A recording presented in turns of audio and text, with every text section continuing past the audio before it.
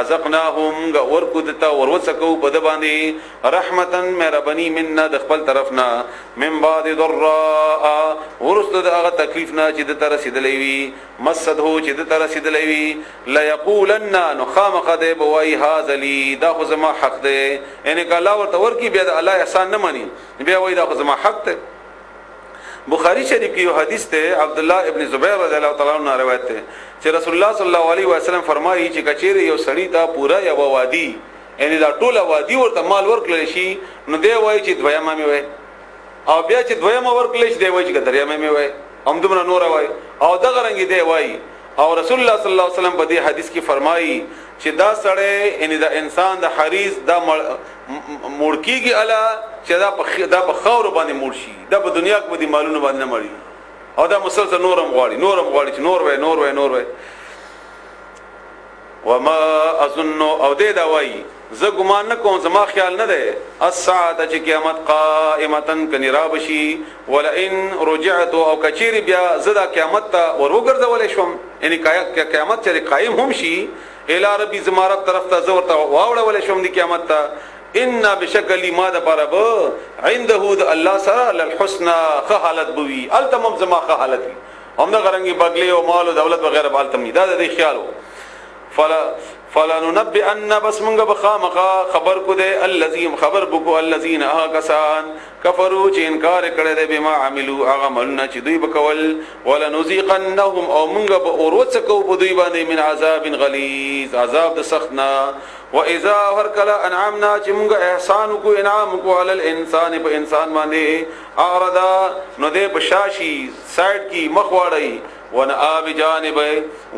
بجانبه او شیده د یخواتا واذا هر کلا مسه الشر چې ورسیږي د تکلیف فزو دعاء عریض به دعاګانی کې د لوی قل دورته وای پیغمبر ارایتم تاسو کتی دي ان کان کچيري وی من عند الله د الله سره ثم كفرتم بتاسو انکار کوي به د اغینا من ادل سوق ډېر گمراه ممن د اغه چانا هو چې اغا فی شقاق بعید په گمراهی لری کې دي سنوریهم زرد چې مونږ بو خایدوی ته آیاتنا خپل نشانه فی الافاق په دې کائناتو کې وفي انفسهم او د دې په ځانونو کې په خپل ځان کې جسم کې د لوی باډي کې د الله تعالی چې څومره نشانات دي حتی تر وخت پوري يتبینا چې واضح شي لهم دوی د پاره انه چې بشکل تعالی الحق ورشتیا ده اولم يكفي آیا کافی نه ده به ربک ربستا انه چې بشکل هغه على كل شيء شهید هر شی باندې گواه ده الا خبر شي واورا انهم بشکاوی فی مریه بشکری من لقاء ربهم ملاقات رب دوینا یعنی ملاقات خپل ربنا الا خبردار انه بشکاغا الله تعالی لكل شیء محیط په هر شی باندې ګیر اچون کې ده اعوذ بالله من الشیطان الرجیم بسم الله الرحمن الرحیم حمیم عین سین قاف كذلك يوحي إليك وإلى الذين من قبلك الله العزيز الحكيم رب اشرح لي صدري ويسر لي أمري واحلل عقدة من لساني يفقهوا قولي سبحانك لا علم لنا إلا ما علمتنا إنك أنت العليم الحكيم إن الله وملائكته يصلون على النبي يا أيها الذين آمنوا صلوا عليه وسلموا تسليما اللهم صل على محمد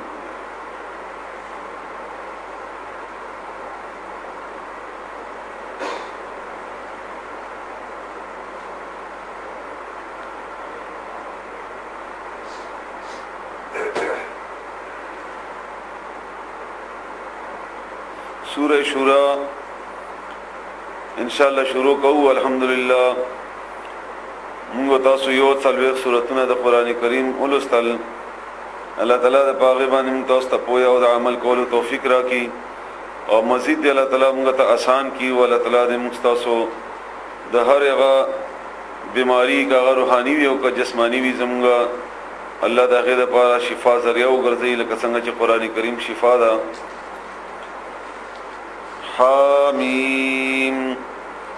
عین سین قاف الله پویږي په معنی د دې ټکو کذالک اومدغرنګي یوحي وحی کوي الله تعالی الیک ستا طرف ته و الی الذین او هغه خلق طرف ته من قبلک چتا نوړان دیو الله الله تعالی العزیز زورور ده الحکیم خاوند حکمت ولده له اغد پارا ما هغه تدي فی السماوات چې پاسمانونو کې دي و ما او هغه فی الارض چې پزمکه کې دي وهو او همغه العلی ډیر اوچت اعلی ده العظیم او ډیر لوی شان ولده تکادو نږدې ده کې دیشي السماوات چې اسمانونه يتفطرنا چاوت شي من فوقهن دبر طرفنا والملائکه او فرشتي یعنی دوی بداویل کنه اعتراض وکاو او د فرشتو ته ویلي چې کنه دا د الله تعالی لونه دي او یا د الله تعالی زامن دي د پریانو زنه شيونه او یا د عیسی علی السلام په بنیاد باندې چې کنه د الله زوی ده او یا د عزیر علی السلام بنیاد باندې چې يهوديانو په ویلي چې د الله زوی ده نعوذ بالله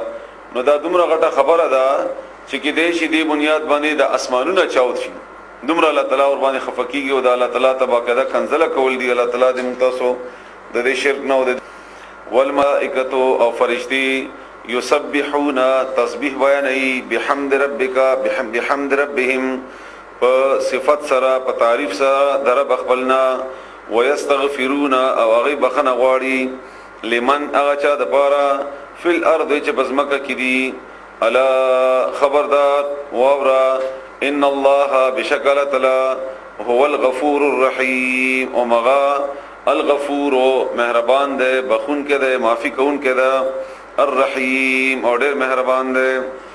والذین او کسان اتخذوا چې دوی جوړ کړی دي من دونه سوا د الله تعالی نه اولیاء دوستان الله الله تعالی حفیظ نگہبان دے نگران دے علیہم پاغوی باندی وما انت او نیت علیہم پاغوی باندی بوکیل نگہبان ذمہوار وکذالک اومدغرنگی اوحینا منگا وحی کردہ الیکا استا طرفتا قرآنا دا قرآن عربیا پا عربی جبکی لتنذر دید پارا چی تیر ورکی دا دا قرآن کریم سرا تقریبا عرضے کی رازی چې دا د یری ور کولو کتاب ده همغه ځین کې عموما دا خبره وی چې یاره بل چاته ډېر یاره ما ور کوا ځکه چې یری په بنیاد باندې بیا خلک وتختی او یادې اوردو ته تیار نه وي عمل کولو ته تیار نه وي نه د قران کریم کې الله تعالی